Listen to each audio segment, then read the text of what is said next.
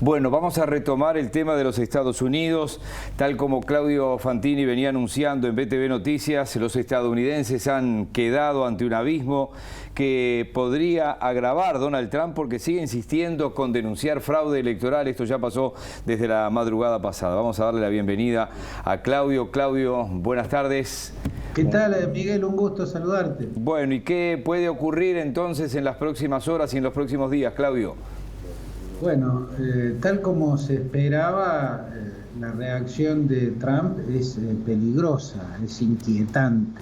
Amenaza con no reconocer el resultado de la elección, una amenaza que lleva tiempo planteando. De algún modo, cuando empezó a hablar de la posibilidad de un fraude, hace ya un par de meses, tratando de invalidar el voto por correo, estaba anunciando por anticipado que si él perdía la elección, cosa que por estas horas es una posibilidad bastante cierta, él no iba a reconocer el resultado.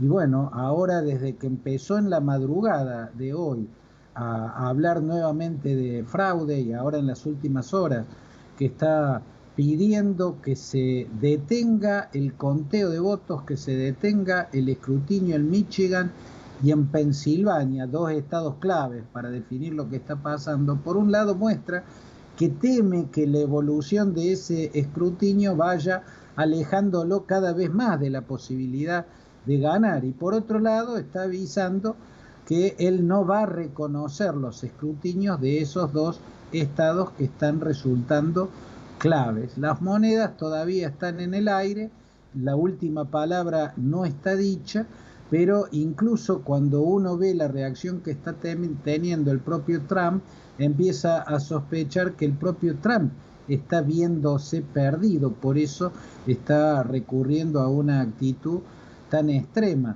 Lo que cabe esperar, o la pregunta que queda en el aire, es qué va a hacer el Partido Republicano, qué va a hacer Mike Pence, que en este gobierno ha sido el representante del Partido Republicano. Mike Pence, en la madrugada, cuando Trump habló de fraude y luego le dio la palabra a él, fue mucho más moderado. Se limitó a decir que había que esperar hasta el recuento del último voto, pero no suscribió la idea de un fraude. Habrá que ver entonces si el Partido Republicano se atreve ahora a hacer lo que no hizo durante estos 4 años, que es contener al presidente cuando se pone a jugar por fuera de las reglas, cuando se pone al borde mismo de las leyes, o cuando entra en zonas tan peligrosas como la que está incursionando por estas horas, al dejar la sospecha en el aire de que si pierde no va a reconocer el resultado. Claudio, en este escenario, ¿cuál sería el mayor riesgo? Bueno, Rosario, el mayor riesgo es que vayamos hacia, o sea, Estados Unidos vaya hacia una crisis institucional muy profunda. No había antecedentes, no hay antecedentes de un candidato, no solo un presidente y a la vez candidato, sino ningún candidato que jamás hubiese desconocido el resultado de una elección de antemano, como lo viene haciendo Trump. No hay antecedentes de un candidato o un presidente, mucho menos de un presidente, que denunciara con antelación un fraude. No hay antecedentes porque es absurdo. Al fraude lo puede cometer quien controla el poder, no quien está en el llano. Y según Trump, los que van a cometer el fraude o lo estarían cometiendo son los que están en el llano. Cuando Al Gore y los demócratas cuestionaron el pronunciamiento de un tribunal de Florida habilitando votos observados en la elección del año 2000 que debían ser descartados y posibilitando de ese modo que todos los electores de Florida vayan para George W.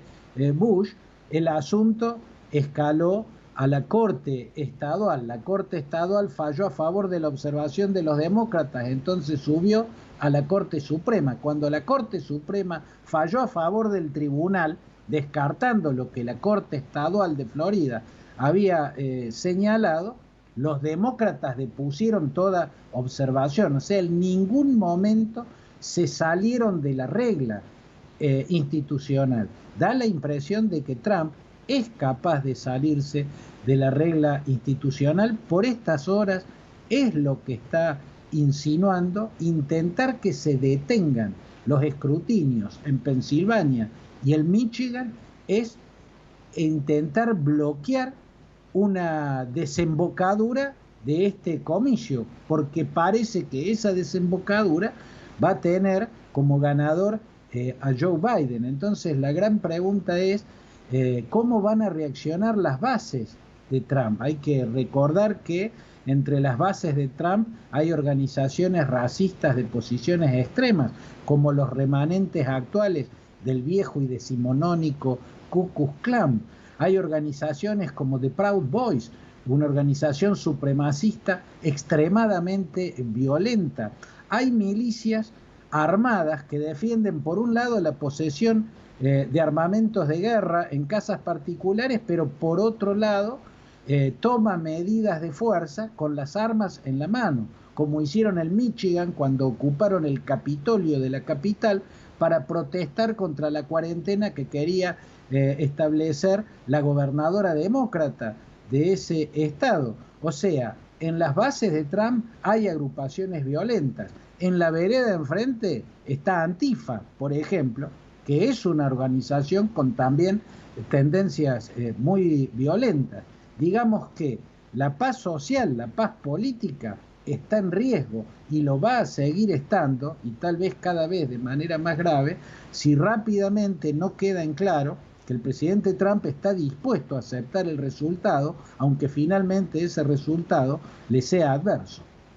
Bien, Claudio, te agradecemos mucho este análisis por el día de hoy. Obviamente seguimos en contacto para ver qué sucede en Estados Unidos. Sí, mañana vamos a volver contigo sin duda. Abrazo, Claudio. Miguel y Rosario, un abrazo para ustedes.